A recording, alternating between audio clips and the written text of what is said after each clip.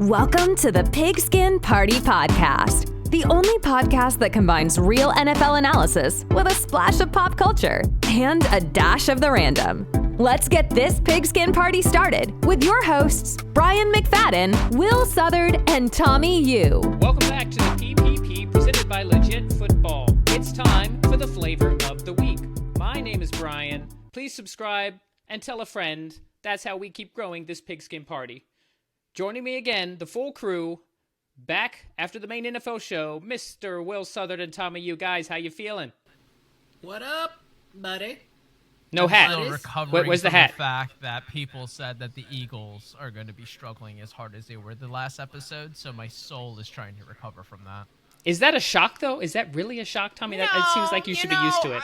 I feel like one of the fans were like, hey, only I'm allowed to crap on the Eagles. You're not allowed to do that kind of thing. But no, it's no surprise to me. But when other people hear it, I'm just like, yeah, it's true. But let me just kind of live in this fantasy for a little bit longer and thinking, oh, man, Devonta Smith, I can't believe he's better than Jerry Rice already. This is crazy.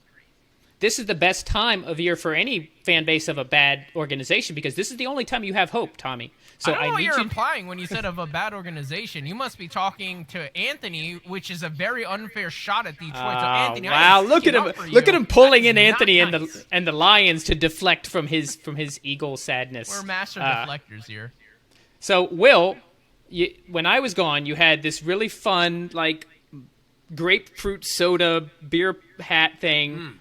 Mm-hmm. I obviously you didn't wear a hat when we had our little bug-ridden rendezvous in Florida. You're not in last week, and then you come out this week and there's no hat. What's up? Bro, I have, you see how many meme hats I have? I just have to I gotta just space them out because Amazon is running out of meme hats. Yeah, you've exhausted the inventory of silly hats on Amazon. Is that's what's happening? Yeah. I could bring out the taco, but I feel like I'm treading on thin ice. I really feel like I'm treading on thin ice. You know what? Maybe with Fernando's permission, we can bring the taco back. Bring it out. Taco? Bring it out. You don't say that to me too much, Fernando. I've heard that several times. It's got me in trouble. Remember, as soon as he comes back with it, we start screaming, cancel Big Willie. That's what we have to do. Oh, yeah. This is all going to be on video. That's how we're going to do it. So let's go ahead and bring our guest back while Will is putting... Awesome. Oh, wow. I can't see your eyes. It's just straight ahead. So, real quick... Me with that is it a plus that you can't see his face? Let's just offend every race possible. Then it's equal opportunity. Like Captain... That's a Taco Bell taco though, right? That has to be like it's an ass bomb on your head, like basically like that. It's half Captain Jack Sparrow, half freaking Elizabeth Swan. Mamacitas. Yeah, there we go. Yeah, That's better. Definitely works Maybe better like a captain this. hat. There we go. Now it's clearly a taco. It's got this. The meat is really soft though. It's like fuzzy, right? Really soft. Yeah. Soft fuzzy meat. It It feels like Tommy's nethers. Right here. How do you know what Tommy's nethers feel like? Brian, why are you asking so many questions right now? What did you guys do while I was gone? Writing down facts right now. What did you guys do while I was gone? I feel like we need to talk about Justin Herbert's nethers, too. Okay. Fernando, welcome to the flavor of the week. We get a little off the tracks here. So, our guest coming back from the main NFL episode, Fernando Ramirez, who is a Chargers beat reporter for Sports Illustrated, has his own podcast, Compas on the Beat. That's my attempt at a Spanish accent. I'm sorry if I sound actually not bad. That's actually pretty good. Well, my wife is half Ecuadorian, so a lot of people say compass. Oh no, I understand. I listened to the podcast to make sure I got the pronunciation right. I appreciate it. So, welcome to the flavor of the week, man. How you feeling? I'm good. I Big Willie's wearing a taco on his head. That's awesome. Tommy just dabbed or sneezed or coughed. I don't know what that was. I mean, when Asians do it, it's kind of the same thing. That's true. It's actually a fair point. We actually invented that dance move, so we've been trying to sue for the rights of that pretty sure you did. I thought that was Gangnam. I thought that was Gangnam Style. Oh, now nice. Fernando jumping culture, right in. Sir, how dare you go there? But it's okay. I'll give you a pass because isn't it Gangnam Style? Isn't Gangnam Style like an anime? Isn't that like Gungans? Like, is that a Star Wars reference? Gungans? No? Yeah, that's Jar Jar Binks. That's Jar Jar Binks right there. Now we're talking my language. We're pissing off every single fan base we possibly can right now.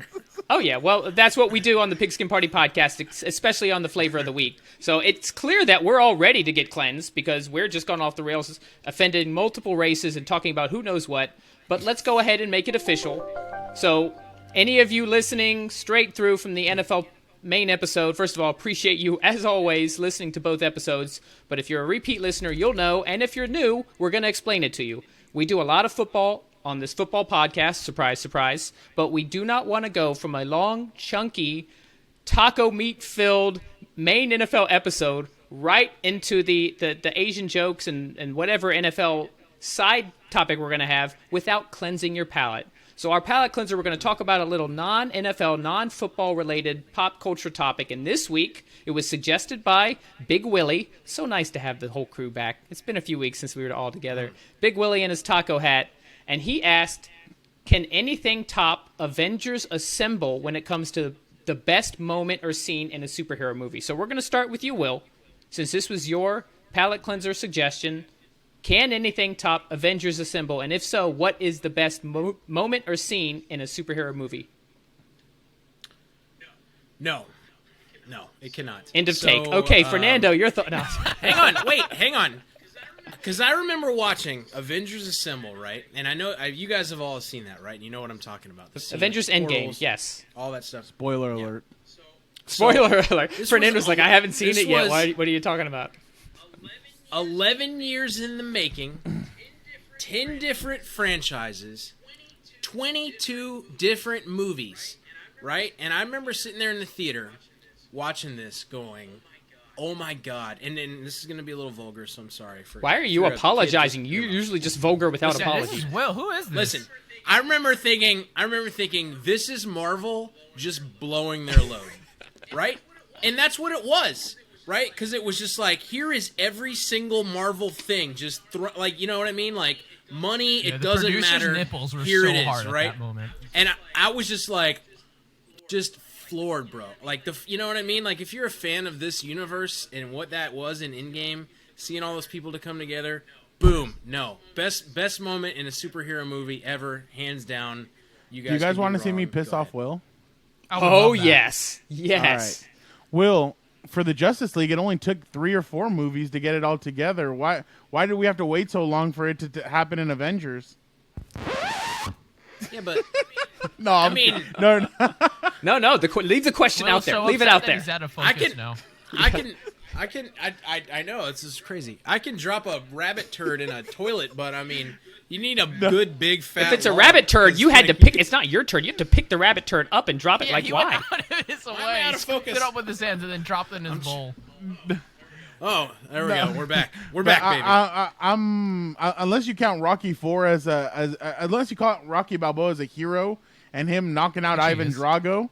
I mean, I would count that moment as an incredible moment in superhero history. But no, I truly think that I was just messing with Will. That scene where Captain America is willing to just go one-on-one with all of Thanos' people. He's like cinching up the half-broken shield, and he's like, I think he says, I can do this all day.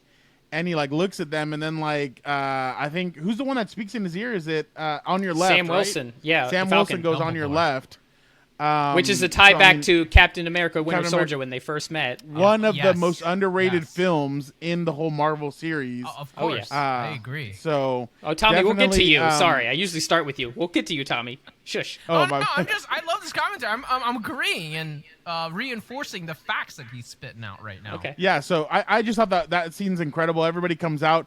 The only thing is, I'm not gonna lie, I thought Infinity War was a lot better than Endgame. Endgame at times, I felt myself looking at my phone. I was like, I never get up and go get popcorn again. I just get my refill and I never go get a drink again. In Endgame, I literally got up. I went to go get a drink again. I went to go buy another snack.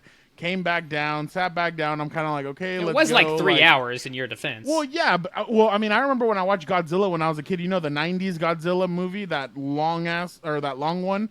Yeah. I remember they did a intermission where you could get up, go get food, come back, all that. They should have done that for Avengers. But I just thought the storyline was a little And then everything that happened with Captain America after that, to me, was just a complete slap in the face, because Captain America is supposed to get picked up in a time warp, and he's supposed to be floating in time, not knowing what's going on, and not marrying his true love or whatever happened. Like, that to me was just Disney crap.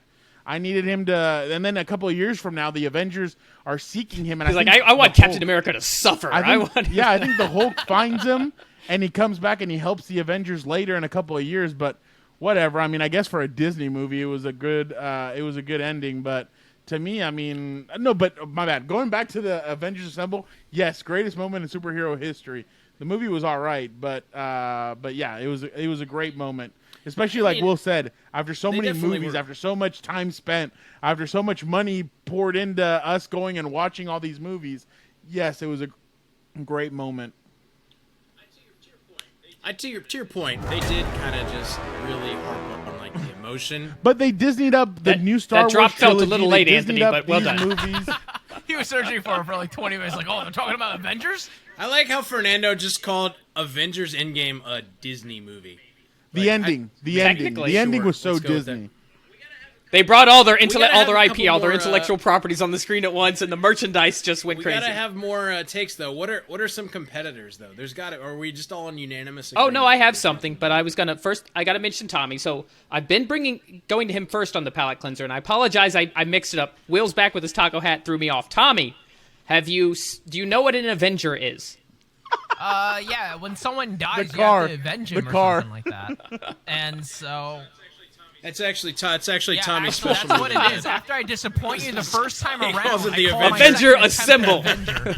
So yeah, I know what that is. It's a whole movie about avenging someone after disappointing them in bed, is what my understanding is. But as far as superhero movie moments go, the only superhero movies that I could really kind of reference to that absolutely blew away any cinematic universe out of the water is when Dash from The Incredibles is being chased by these little UFO things, and then he's running around in the jungle and he has nowhere place to go, and then he starts running on the water, and you're like, yo, he runs so fast he can run on the water. That was pretty dope, but that's pretty much my only real reference I got for superhero movies. So I'm glad you have any reference at all. I'm glad you have any reference at all, Tommy. That makes me happy. So is that the only superhero movie you've seen? Right now on your arms because you have to rethink of that scene. It's completely okay. It should go away within the next 15 minutes. Wait, that's not that. That's Viagra. Is that like a is that like a shtick? Like is Tommy pulling like a WWE like he's a character or like he really doesn't watch any of that?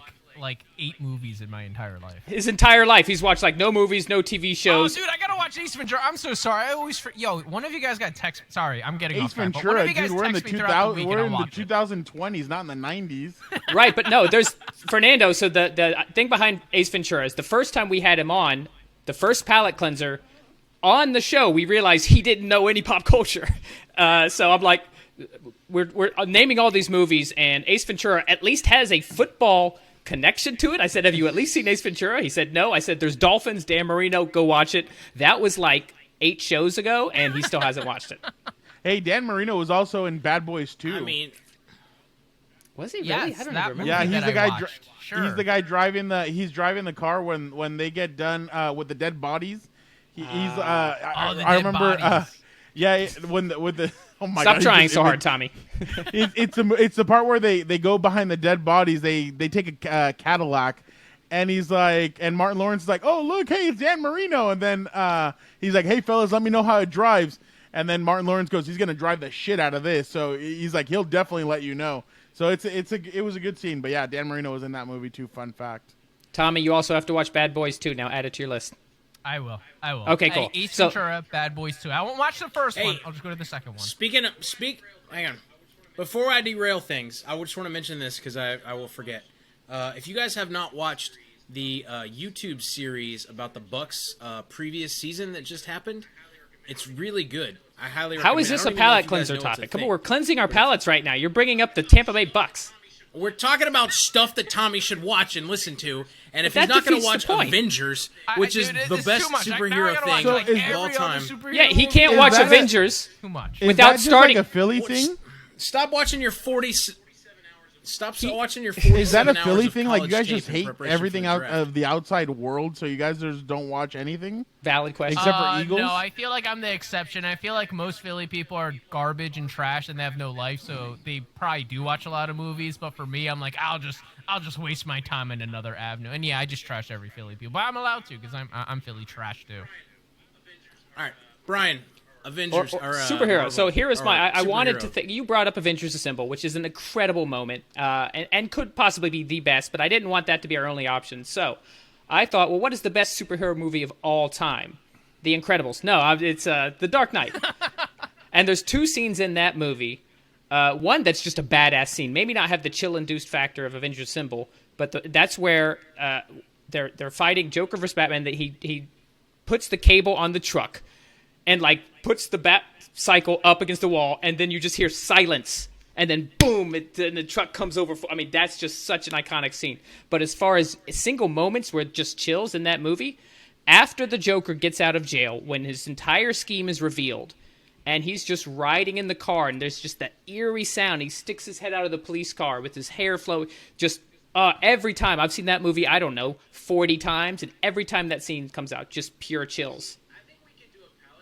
See, I think we could do a palate cleanser just about like individual movie performances, right? I would just in all of cinematic history, I think you would have a hard time arguing for something that far. I don't want want to go down that because that's an awesome topic. Let's save that for next week. Well, We'll do. What about the part where Bruce Wayne makes it up the he makes the climb and actually makes it? He jumps up and he actually makes it. That has to give you goosebumps. I mean, Dark that Knight part where- Rises. No, my bad. That's what I meant. Yeah. Dark Knight Rises. When he makes the climb and he's able to jump up and grab it and all that, I'm sure that had to have given you goosebumps. Or when Bane tells him, then you have my permission to die, and then Catwoman comes up and saves him. That's a great scene too. So it's just, but Or remember the time Bobby Boucher showed up at halftime and the Mud Dogs won the Bourbon Bowl? Hey, reference to movie. Good job, You know Tommy. what's funny about that, Fernando? You know what's funny about that, Fernando, is The Dark Knight Rises is actually what Tommy says. Right before his Avengers Stop Assemble giving move. Will access to my bedroom cam, dude. He knows right. the Avengers my Assemble. Avenger line. He knows what too your much nethers. He knows about now. your I thought I had nethers. the audio cut off. What did but you guys apparently- do while I was in Florida? You know what? I don't even want to know. Let's go around the horde. Will, do you want to continue this, or are you feeling cleansed? How are you feeling? Yeah. Dude, I think we should talk about. Okay, about good. Let's talk about hot seats. Tommy, That's what we should I know do. you're always cleansed because you don't know what we're talking about in the first place, but are you feeling cleansed? How you feeling? You know, I feel pretty good. I have a couple movies I just added to my list. Bad Boys 2. Don't even need to watch Bad Boys 1, apparently. Watch Ace Ventura, and Will said something about last season's Bucks. Is that what you said? Like the basketball team? It's something Tom Brady. You can YouTube. ignore it. It's It's something YouTube Tom series. Brady. I think you meant Bucks isn't like the basketball team, the Milwaukee Bucks and stuff like that. no. Okay, we're on the same page. Yeah, I'm super cleansed, as you can tell. Fernando, how you feeling? You feeling cleansed, man? I'm good. Yeah. I'm good. It's interesting. It's a left turn going from the other podcast to this one. So I'm definitely. But I'm in my. I mean, you guys are hitting my element. You guys are talking nerdy crap. So I'm definitely all for it. We've got our serious Except for NFL Tommy. podcast and our nerdy NFL podcast. This is definitely the nerdy one. Wait. We haven't. You showed have to show it Fernando to my every Tom single Brady guest. jersey. Like, what? How Is is that the one that? There- Did you steal it from the Super Bowl? Is There that it the is. one? In his That out is of the his one. locker room, like he crept in, like you Tom's have that taking a one. shower. It Boom. went. Wait, it went to Mexico, Fernando. I'm not gonna It lie. I went to know the guy Mexico. that did. Well, I met him once, so I do. I did. Yeah, I met the guy once. Is he a The guy who legend, or stole is it? he like vilified? No, you know what's funny? Did No, you see he's that dead, video? dude. The Fox when Fox made that whole video about the stealing the jersey. He actually invited Tom Brady to come to his house. Have you ever seen that one or no? So Fox did a documentary, Wait, like what? they did a 1 hour special on the jersey and how it got stolen and all that stuff. But like they went to Mexico and they interviewed the guy who stole the jersey. And the guy says in the video, I'd love to invite Tom Brady to come to my house so we could talk about this. It's a huge misunderstanding. Tom Brady, if you're listening, you have a house here. Please come anytime that you want to talk about this. Yeah, I'm sure Tom's gonna go to Mexico and meet a random. yeah, guy. Is that like a wet it. dream of yours, Will? Meeting Tom Brady in Mexico in some dark location? I mean, I would. Tom Brady's a good guy. I don't know what I would steal of Tom Brady. So it's like it's on YouTube right now. If you go on YouTube and you see Brady's Anthony, where are you at with the goat drops? I'm surprised. Not a documentary. single one so far. What? We haven't brought Listen, up Devontae Smith. The amazing thing about is Oh, like wow. There, stick to your hope, Tommy. Stick to your hope. the best thing about this though is the fact that the best thing about this is that Tom Brady went from like hated, arrogant it's New Florida England Tom douche now. to like beloved Florida man. Bro, In the I just span loved of- I in loved the it when I span heard of that story 8 about months. him It's amazing. walking into Byron Leftwich's house.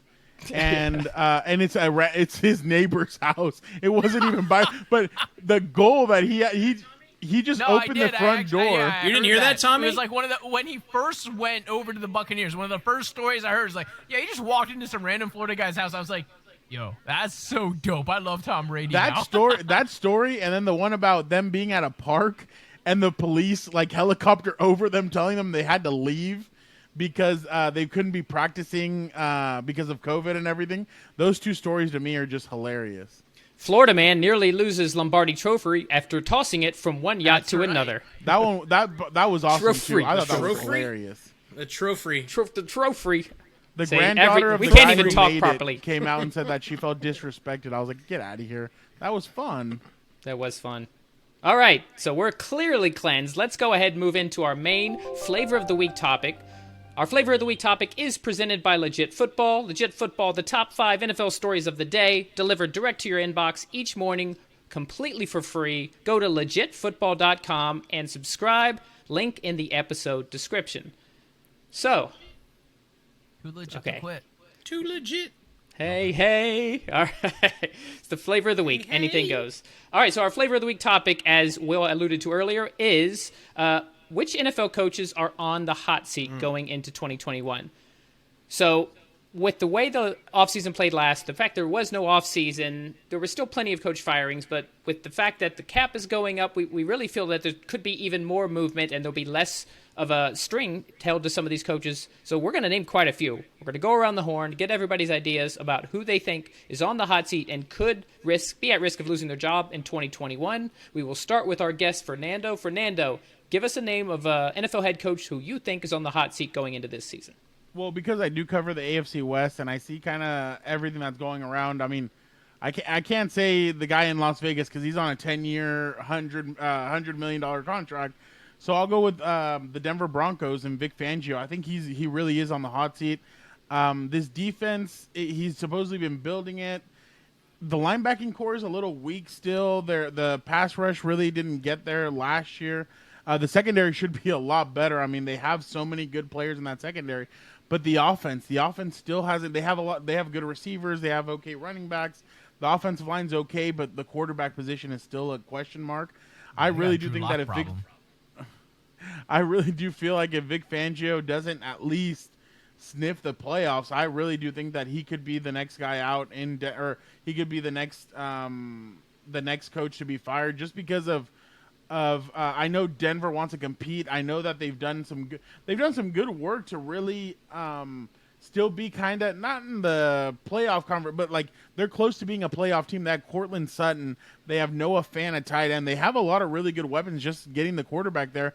I know they've tried to trade for Aaron Rodgers. I know they've tried the whole. I think Kareem Jackson came out and said Deshaun Watson wants to possibly go there, but I think that Vic Fangio is. I thought he was going to be fired this last offseason, but they decided to give him another year. I think that if he doesn't make the playoffs, he's the next. He will be let go, and the Broncos will be looking for a new head coach. I think that comes down to one thing, and that is the quarterback play. If they're stuck with, first of all, Drew Lock. That he's absolutely getting fired if Drew Lock plays the majority of the snaps. Teddy Bridgewater, maybe he can play his conservative game of football enough so that defense, which is actually pretty good, with all those weapons, I could see them pulling out a middling season and maybe saving his job. And then, of course, if they trade for Aaron Rodgers, that might be a Super Bowl contender. But I think absolutely it turns on the quarterback play for the Broncos, and Fangio absolutely should be on the hot seat. Agreed. Any objections, Tommy or Will? Not on my end. I feel like he's definitely been on the hot seat. Just stinks that I kind of feel bad with the card that he was dealt. I mean, he's a little bit older, defensive-minded, and now we kind of see the direction he's a lot of bit older. Going. He's getting up to 70 almost. Yeah. He's older, and like the direction that NFL is heading is like these young offensive masterminds and things like that, if you will. And I'm sure that the pendulum will swing a little bit too far to that end. But the cards that he was dealt is he went over to the Broncos, defensive-minded. He kind of has to put his, I guess, career as a coach right now to whatever quarterback is there. And unfortunately, that was Drew Lock for right now.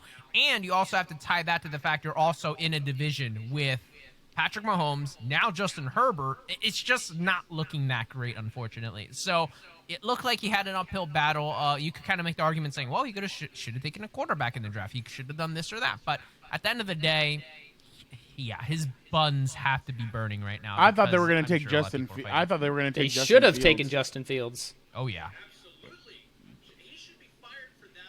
They absolutely. Well, that's not necessarily Fangio's decision. Their whole George Payton freaking team right? should be like. No, they have a GM. I George know, Payton. Elway probably has a say. I was about to say, their whole front office should be let go for that decision. The cornerback is alone. really like the guy that they selected is going to be very. I think he's going to be good. But yeah, you're right. Justin Fields should have been the selection. Sure. You would have created a whole new controversy because it would have been either Fields, Locke, or what's his name, Bridgewater. So yeah, it would have been a headache. But hey, he could deal with all that. You say that, but there's no controversy there. I mean, you say that. Well, I mean, but to me and you. I guess here's my devil's advocate point about Fangio. I think the Broncos undoubtedly have underperformed lately, right? But they have made some pretty baller draft moves outside of that colossal failure in Justin Fields. Look at how they stole Jerry Jeudy in that draft, right? And they got Noah Fant, they got Cortland Sutton, they got a lot, and they should be a lot better. But yeah, I 100% agree that if they don't do something this year. So let's keep you on the mic, Will, and let us know who your first candidate is to be on the hot seat for 2021. Man, I'm going to go with Matt Nagy of the Bears, right? Like, this is a do-or-die year for him, man. He had to go out and get Justin Fields, right? They did. The Bears did. They had to, because that whole front office, dude's 28-20, just very mediocre years, screwing around with Mitch Trubisky, the Bears are one of those teams that should be better again, and now he's got his boy, he's got his quarterback, they need to do something. They got, they're ready, they're primed. So Matt Nagy has been on and off that hot seat for a while, and I really think I can't argue. We do a lot of let's say Chicago Bears trashing on this podcast, but I think it's well deserved. And this was a desperation move. But it was a necessary desperation move. Either you don't get Fields, you run with Dalton, and you lose your job, or you go after Fields, he doesn't develop in time, and you lose your job, or Fields actually takes off and saves your job another year. So, yeah, I agree. I think that's one of the hottest seats, honestly. If for some reason Fields doesn't develop properly and they have a losing season, especially after finding a way to sneak into the playoffs last year, I think there was a chance they were almost fired last year. I think they could absolutely be fired again. Tommy, why don't you go ahead and give us your first name of a coach on the hot seat? Oh, man, and I say this because I don't understand the hire to begin with, and it has to be Zach Taylor with the Cincinnati Bengals. And I feel like when he first got the job, it was a head I think he got Sean McVay coffee once, so that's the whole reason. I was going to say, he once sat in the seat that McVay farted on, so they were like, oh my gosh, I have to interview this guy real quick. Oh, he's young, and he must be great, because McVay is also young. So I don't understand the hire to begin with, but all I really have to say is he's won 6 games in 2 years, and if my math adds up correctly, I am Asian, so I feel like my math has to be pretty good. That means he's won 3 games in 2 years. But it's okay, because he has 1 tie in there. So, that's kind of Trust cool. Tommy. He's Asian. The numbers are right. I am. No need no calculators for that one. I did use my fingers, though. But in all seriousness, winning 3 games in 2 years is not great. I understand that he might have gotten maybe the past 2 seasons, I guess, for quote-unquote rebuild. But at the end of the day, it's atrocious. 6 games and like, I feel for Cincinnati fans because I always play this game where I think, all right, what fan base would I have to be a part of that I would be absolutely gutted? Like, it would be the worst. I feel like Cincinnati Bengals have to be there at some point. I know we joke about the Detroit Lions a lot, but I was ready for you to say Detroit. The Lions have Megatron, Barry Sanders. At least they're fun to watch. The Bengals, what, Chad Ochocinco is like their saving grace? Like, come on now. Yeah, but here's the thing, though. Like, when you look at the Bengals, and this is why I agree with you that Zach Taylor should be on that hot seat. I mean, the thing with Burrow's knee, sucks. But like, look at the talent they have, like on their, around their team with Tyler Boyd. Yeah, now with Joe Chase, Mixon, with Burrow, Mixon without Gio breathing down his neck. I mean, they did let Gio go. They let Gio. Well, he did Gio shave the go, mustache, which, so there was no reason for them to keep him on the offense roster anymore. In and of itself.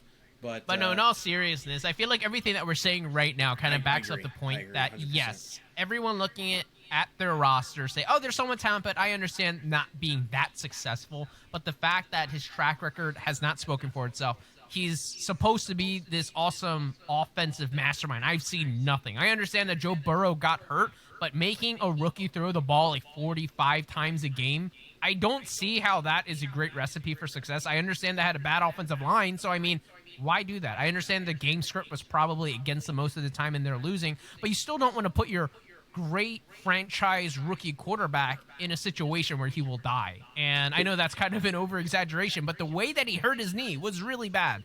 And so now they're putting all the chips into the table, not taking Penei Sewell. Only time will tell if that was the right call, reuniting him with his good buddy Jamar Chase like we mentioned. I think, hey, that could have been a great pick, but that's only if Zach Taylor has the mind that all of, I guess, Cincinnati believes that he can do. Unlock that full potential of that offense and maybe play the game like the old Saints did way back a decade ago where they had no defense. And it was like, all right, Drew Brees, just score a bunch of points. And as long as we score more points than the other team, we will win. Hopefully that will work. I don't think it will, but I feel like I don't really see many scenarios right now where Zach Taylor is going to make it out on the other end at the end of this season. I don't know if this is one of those fact or fiction quotes out of training camp, but I saw something today that apparently Joe Mixon is going to get the largest workload of his career this coming season. So, who knows? But yes, Tommy, completely agree with your pick. So my first pick is someone I've mentioned multiple times on this podcast, is somebody I just don't buy into, someone I don't really believe in, and that is Cliff Kingsbury. He's going into year 3. He got his hand-picked quarterback in Kyler Murray. He's supposed to, we talk about offensive gurus, he's supposed to be this revolutionary offense, which I didn't think it was that revolutionary at Texas Tech. His Texas Tech teams weren't all that good. A little confused that they gave him a head coaching spot. His offense has been decent, but it hasn't been like Sean McVay a few years ago, and it hasn't been with Kyle Shanahan. It hasn't been to that kind of level, and he's supposed to be that same kind of caliber. So a lot of heat on the Cardinals, on Murray, but especially on Kingsbury. If they have another kind of middling season, they're not awful, but they had they were briefly leading the NFC West last year. That's a really tough division. They were sniffing the playoffs. If they have another year where they don't make the playoffs, especially when there's 7 teams that get in now, I could see that seat getting very hot, and it's very possible that Kingsbury would lose his job after year 3. All right, no dissension. Awesome. I was just going to say, I would love to get Fernando's take on that to see what his thoughts on Cliff Kingsbury is. I mean, he had taken the USC offensive coordinator position, and then he flipped that into the Cardinals, right? Mm-hmm. Or That's that was absolutely him. correct. Okay. Yeah, no, I mean, the Cardinals, they have a lot of weapons. We still have to see what Larry Fitzgerald's going to do. Their defense, I mean, Chandler Jones is holding out, right? Because they gave J.J. Watt all that money. So, I mean, I think that's something that's Zaven really Collins, their draft pick, got arrested. Yeah, I think that's something that's very underrated that a lot of people aren't talking about. Chandler Jones has been one of the best pass rushers in the NFL in the last few years. So whether it was with New England or now with Arizona, he led the NFL in sacks 2 seasons ago. Exactly. So they're if they need him in camp, they need him out there. But I agree with you. I mean, Cliff Kingsbury, he hasn't done anything that I could say, oh wow, look at everything he's done with that offense. He's revolutionary. The way everybody thought he was going to be, he hasn't done any of that. So yeah, no, that question mark is huge. And going back to Tommy real quick, if Joe Burrow has a great season, Zach Taylor ain't going nowhere. They're going to go as Zach Taylor goes. But yeah, going back to Cliff Kingsbury, I really don't see how he makes it out of this season or how he keeps his job if they don't make the playoffs, because they've been knocking on that door. And at the end they just either choke or they just don't make it. So I just don't see how he keeps his job if they don't make the playoffs. Brian just painted a great picture, just saying he was pretty mediocre as a coach in college, at least in the win-loss record, and he's pretty mediocre now. So I understand all the defense you could make for him, saying, oh, well, this happened in Arizona or this or that. But my thought is, well, at the end of the day, if you just want to look at black and white, I have seen essentially the same thing on both things. And it's like, it is what it is, essentially. But this year, kind of like what everyone's mentioning, if you're running out there and you have DeAndre Hopkins, Rondale Moore, Christian Kirk, AJ Green, and maybe Larry Fitzgerald if he comes back. If AJ Green is one of your worst wide receivers that you put out there, that is a pretty great situation that you have. And if Cliff Kingsbury continues to be somewhat mediocre, at least on the offensive side of the ball, kind of like what Brian was alluding to, I just don't see a situation where they're like, all right, let's keep this going. I'm very happy with how Arizona is going right now. Because and it it's looks not like just they're trying to win-loss. push all the chips into the table with Kyler on his rookie contract right now. And it's not just win-loss. I've seen him make some questionable play call decisions. I've seen him make some game management decisions with regards to late game management. So I haven't seen it. So maybe this year he proves me wrong, but definitely on the hot seat. Let's go around the horn one more time and hear from some what you guys think could be some hot seat coaches. Fernando, give us another coach on the hot seat. It has to be Mike McCarthy from the Dallas Cowboys. I mean, the last year Just he made had Tommy Andy happy. Dalton. He had he's supposed to be this like guru or whatever, but I really haven't seen much from him. I think his last few years in Green Bay, he really didn't do much. If he didn't have Aaron Rodgers, I don't think they would have made the playoffs any of those years. But I just haven't seen anything from him. I know that the Cowboys are trying to revamp their defense. They have some good players. They have Stephon Diggs' little brother playing cornerback, or his half brother, I can't remember, but they have some good players there. But I just don't think Mike McCarthy is the guy. I think Mike McCarthy is. We talk about coaches that get recycled. Mike McCarthy to me was a recycled coach that I saw nothing from him. And I thought as soon as when the Cowboys were going around, I thought Jerry was going to reach into his Oklahoma ties and go get Sooners coach. God, I can't remember his name right now. Lincoln Riley. Mm-hmm. Thank you, Brian, for the assist. I thought they were going to go get Lincoln Riley, but they decided to go with Mike McCarthy, and they hyped that signing up. I remember Steven and Jerry. Yep. Oh, yeah. They were talking about him. They're like, oh, this is what he can do. What was he doing last year? Like cracking watermelons or like busting watermelons? He took a year off, but he learned he adapted to the new offenses. He watched every single Cowboy snap. No, that was a lie. That was actually a lie. During his introductory press conference, he legitimately said, well, I need to confess. I told Jerry I watched every play in 2019 season, but I just wanted the job. I haven't watched every play of that season, but you got to do what you got to do, right? As soon as he said that, I was like, yo, I love Dallas. I love Jerry Jones. Keep doing what you do, Jerry. He tricked the Dallas Cowboys. I couldn't believe it. I mean, honestly, I don't know what they did, but I don't know why they hired him in the first place. But hey, and everybody, you know what's funny? I see a lot of Ari was talking about it a while ago, where you're looking at all these different things that that people are filling time with. Again, as every season I see Cowboys in the NFC Championship. Cowboys as the Super Bowl losers to the Chiefs. Like, come on. They're not going to be anywhere close to the Super Bowl this year. Hell, do they even make the playoffs? I mean, that's just going to be – and I know Dak is if they were in any other division, I would say probably exactly. not. But Dak's a good quarterback. Dak's a good quarterback. He's a baller and everything. But, first of all, how dare you? Those receivers are good. Yeah, but am I wrong, Tommy? No, I feel like because of the fact that they're in the NFC East, that's why you can't write them in saying, yeah, let's pencil them in for a win, only because – this is like exactly what Fernando's saying. Literally every single year of my existence, essentially, was, oh yeah, Dallas should run away with this division. On paper, they're the most talented. And as an Eagles fan, I agree with that. I absolutely agree that Dallas, on paper, should be a very talented team. At least on but the it offensive never side of the works ball. out that way because the past 5 years, that's what everyone has been saying. Oh, well, the NFC East is kind of weak. Washington football team's defense is great, but, when Dak is healthy and everyone's put together, they should win. Well, yeah, that's what you guys have always been saying, and it just never works out. So, but it brings me no joy because in the preseason, where everyone's just trying to fill up time and make all these predictions, they always hype them up so much. It makes me happy and brings me great joy to see them falter. And I'm hoping it continues to go in that trajectory. But, Fernando, you are my hero for putting Mike McCarthy on the list because I wholeheartedly agree with you. So let's go over to Will. Do you have, because I do not see anything in the show notes, do you have a second coach? Will says no. So let's just, who knows? He's like on his phone. He's completely checked off the show. So, Tommy. All right, do you have any insightful information? That's not true. Why? Stop fighting. You're my No, I friend. don't have any other head coaches, but I am not checked out, Brian. I was going to say, who leads I'm this trying to podcast interpret in that. sack? I don't know where you're going with that. Well, you said Chandler Jones leads the Cardinals in sacks. Well, you said Chandler Jones leads the I don't Cardinals even know how in to sacks. turn that, but I just wanted to can make it say clear I that do Tommy have leads another our coach podcast that in is on sack. the hot seat, though. Way to rebound, Tommy. Go for it. I got you. Trying to... I'll say, who's not on the hot seat? Who? We'll talk about that. Who is? Hang on, wait.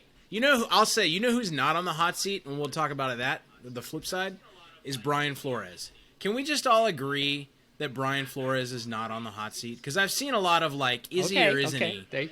And Let's do it. I do agree. See, this is a good one, Brian. See, I flipped the script on it, and we're coming around. I agree that Brian Flores' future rides on Tua, 100%. And I would say that this year very much will set Brian Flores up in a yay or nay sort of kind of way because of how he's crafted this team, especially with what's going on with Xavier Howard, all that kind of stuff, right?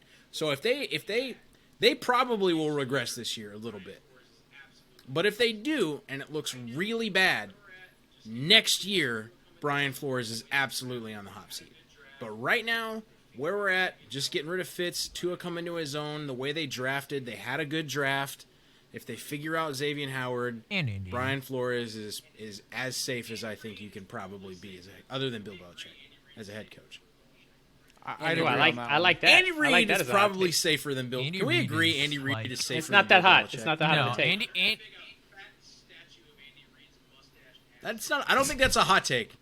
The No, they're gonna mustache make a is on fat his ass. statue I don't of really Andy understand Reid's the mustache analogy. ass in He actually Kansas has one City there. if he keeps you going didn't what know. he's Fun going on. fact.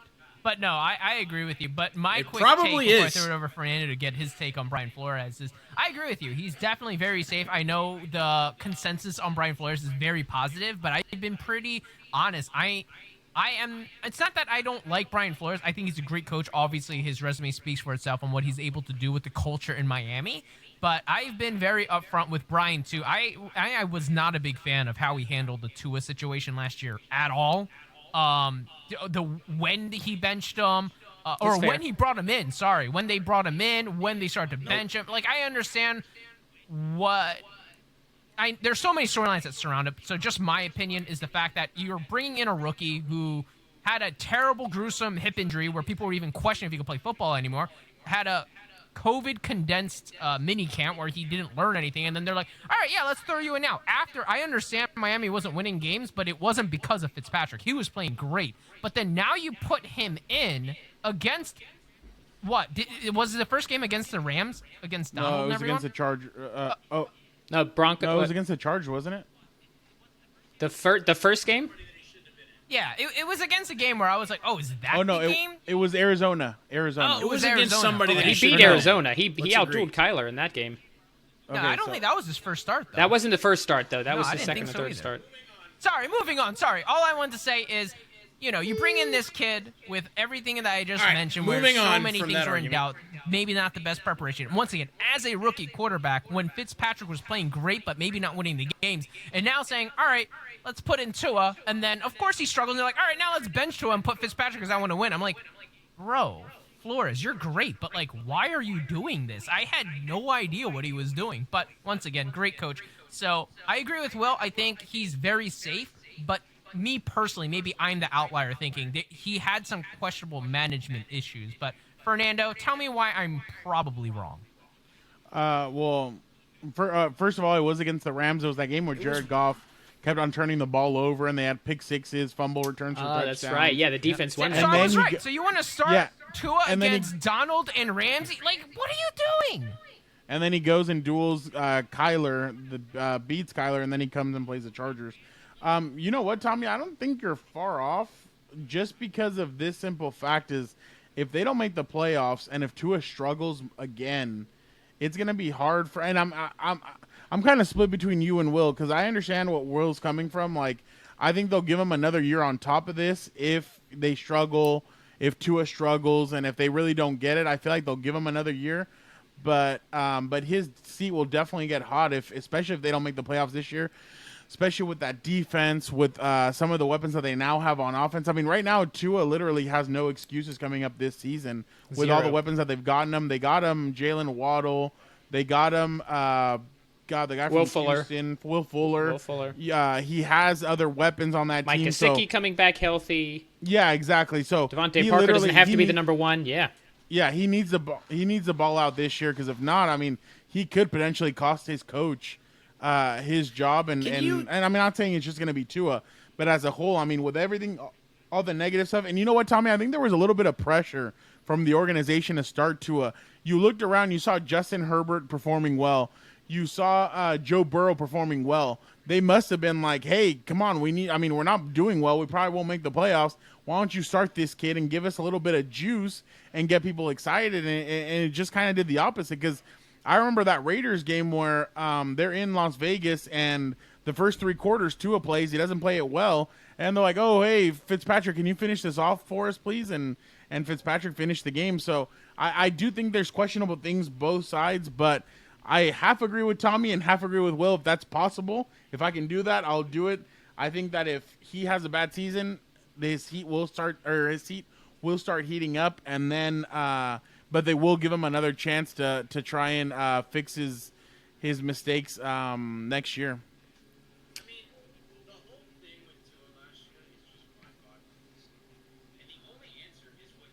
I mean, the whole thing with Tua last year is just mind-bogglingly stupid. And the only answer is what you said, right? The organization wants him to play, comes in, and then Flores does this weird, like, in and out. Yeah. Like, let's take out Fitz, put in Tua. Tua sucks, but he's still the guy next week. Like, what are you doing? You know what I mean? Like, that's a disservice. Like, that, you know, if you put somebody into the NFL before they're ready. Like I just hope that Tua this year doesn't have that in the back. Because I remember that Broncos game. I mean, I think I can't remember who the Chargers were playing, but everybody got like alerted on their phones. Oh, Tua's being benched and he's healthy, and we're like, what? And it was because they put Fitzpatrick in there. But I just hope that Tua doesn't think about it this year. I mean, Fitzpatrick is now gone, but could he think about it and be like, oh my God, if I struggle, they could throw in that guy from the from the Jacoby Brissett is their He's not breathing down anybody's neck. Yeah, no, I know, but I mean, could they do exactly the same thing that they did last year, where they have him go in there and they're like, oh well, we don't trust Tua in the end, and he's not doing well. Let's throw Jacoby Brissett in there. I mean, you just if they do that, that would be monumentally stupid. I mean. Is it who? Fitzpatrick? All right, here, hold is on. it that hot of a take? All I'm gonna say before we move on, because that's a horrible take. But one thing I want to say is, I understand. Fernando brings up a great point. There was definitely pressure, I'm sure, from the front office to start Tua after seeing all the great starts by the rookie quarterbacks. But starting against the Rams was a head scratcher, and then the continual benching and that management of it. What I thought was going to happen, and once again, I'm just some dude sitting on his sofa eating Doritos while screaming at professionals, being like, "Oh, you did that wrong." And you don't watch Marvel movies or anything else. Yeah, I do nothing. But what I thought, and what I feel like, I don't want to say the consensus, but what I thought a lot of fans thought was going to happen was Tua was going to come in after the bye week. The Miami had a bye week, week 11. By that time, you should have a strong picture of how Miami was doing with Fitzpatrick, and then bring him in against the Jets, week 12. Then the next game, they play against the Bengals, and then, hey, maybe Tua's rattling off some wins, getting some confidence, and then you play against Kansas City, and, like, This is what I thought was going to happen, like that slow start. But instead, they said, okay, yeah, let's put you against the Rams. Oh, that's not working. Okay, now let's put a Fitzpatrick in there. Like, that is why I'm thinking so. So this isn't me saying he's on the hot seat. The only reason I want to bring this up is because I feel like right now the consensus is, Brian Flores is great, and deservedly so. I think he's a great coach as well. But I definitely want to at least show that there are a little bit of flaws where I'm still sitting here till this day, and that's why I feel like this conversation's happening, where we can't ignore some of the things that he's done where I'm like, hey, I don't want Brian to be too happy. He craps on my Eagles, so let me crap on his head coach a little bit just because of that. We straight gassed the Dolphins when Brian was out. We hyped the shit. Yeah, we did. And so we got to bring him We straight crashing gassed back the down. Dolphins when Brian was out, bro. We hyped the shit out of the Dolphins when Brian was out. It wasn't even fair. I like how Tommy's representing the diversity with the Deontay Wilder till this day. You remember that interview? Till He was this screaming day. at the reporter about like. Well, I'm not going to add I anything that you shouldn't guys have haven't stuff, and already that was said his refrain. about the He kept Dolphins. saying, like, till this If day. I'm allowed to talk about Miami, we'll go on for the You next guys 2 will. hours. So we're not going to do that. And I want to mention one fun name at the end to wrap up this segment and wrap up the show. And it's not the name that is on the show notes. So I was going to say Nick Sirianni, first-year dare head you. coach of the Philadelphia Eagles. I was Tommy, but I'm gonna switch it up. I wanted to bring up, well, like, who's a first-year coach that could just be one and done if all hell breaks loose? Well, let's talk about Don't you say it. I would no. That's a lovely idea, but no, I'm not stupid. Urban Meyer's not gonna be gone after a year. Not Urban Meyer. But- Don't you say it. I talk Don't about say Urban what'll Meyer. happen in 1 year if all hell breaks loose. What about an organization where all hell is already broken loose? And that's the Houston Texans. 65-year-old David Culley Oh, he should has never been been an hired. offensive coordinator. No one else would take that job. This is doomed to fail. We talked about Tyrod Taylor on the first episode.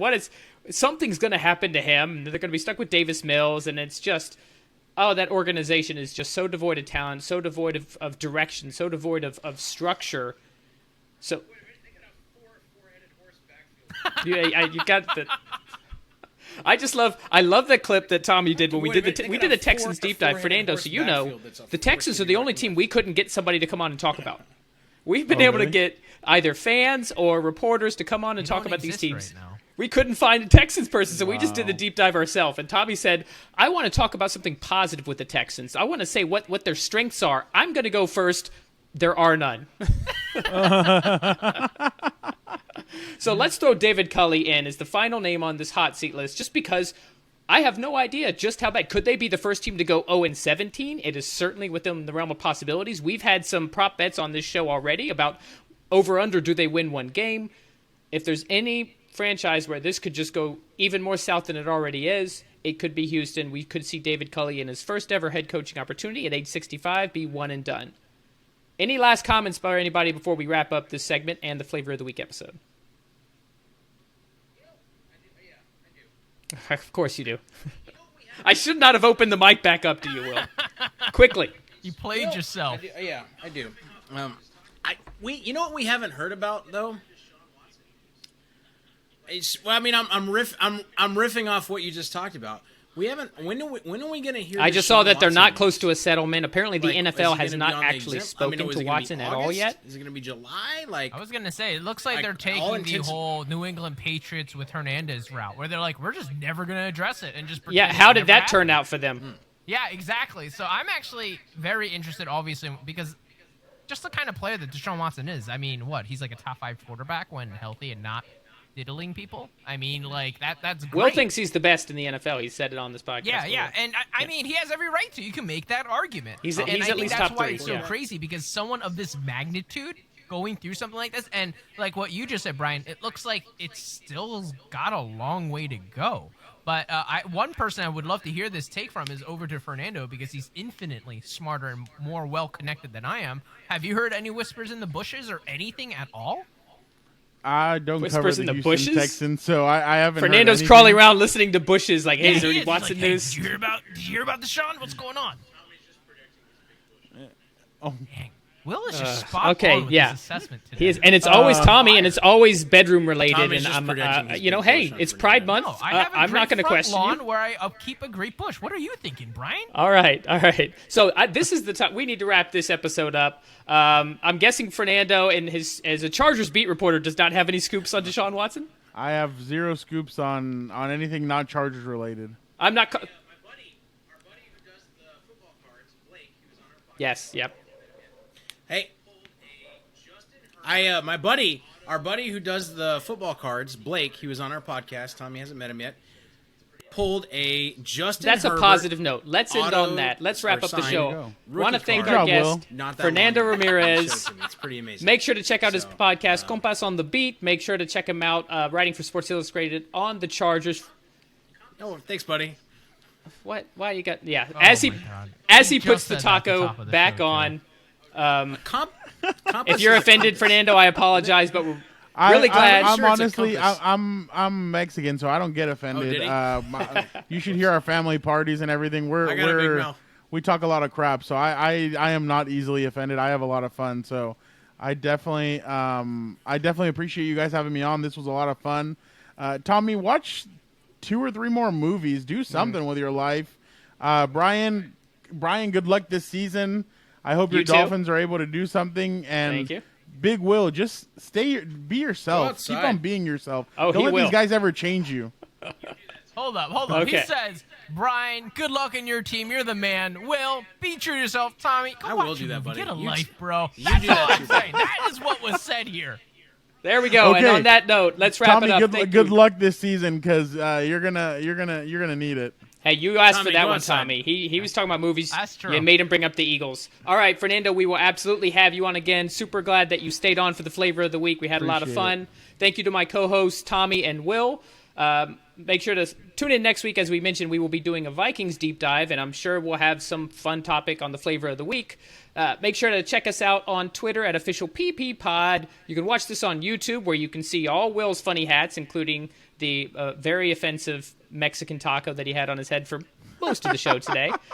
Instagram, Facebook, and TikTok. Don't forget to check out Legit Football. Subscribe to that newsletter, legitfootball.com. Join our Discord community with the link in the episode description.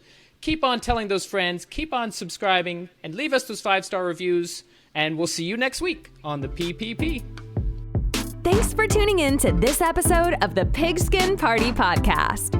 If you're enjoying the show, please feel free to rate, subscribe, and leave a review wherever you listen to your podcasts. We really appreciate that effort.